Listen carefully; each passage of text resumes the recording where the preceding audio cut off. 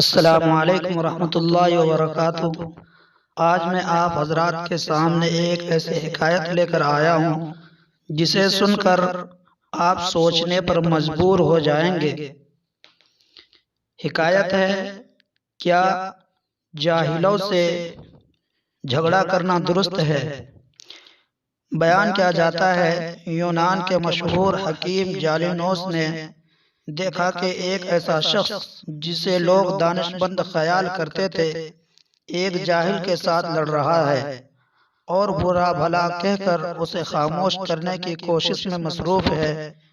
یہ حالت دیکھ کر جالینوس نے کہا کہ اگر یہ شخص دانا ہوتا تو اس نادان کے ساتھ ہرگز دشت و گریباں نہ ہوتا۔ دو عقل مندوں میں ہو سکتا نہیں جنگ و جدال، سامنے ہو جہل تو برداشت ہے عاقل کی ڈھال۔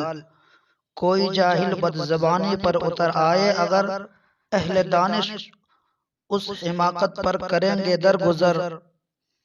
بال کو بھی توڑنے دیتے نہیں دو ہوش مند، بے خبر زنجیر کا بھی توڑیں گے بند بند۔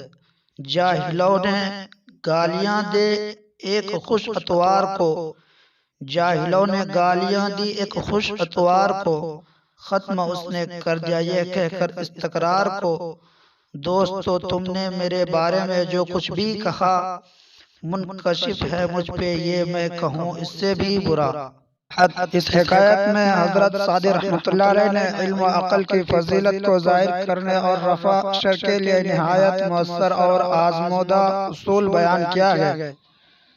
جواب، جاہلاں باشد خاموشی داناؤں کا ہمیشہ سے دستور رہا ہے۔ یہ بالکل سمجھ میں آنے والی بات ہے کہ کتا انسانوں کو اکثر کاٹتا ہے، لیکن جواب میں انسان کتے کو کبھی نہیں کاٹتا۔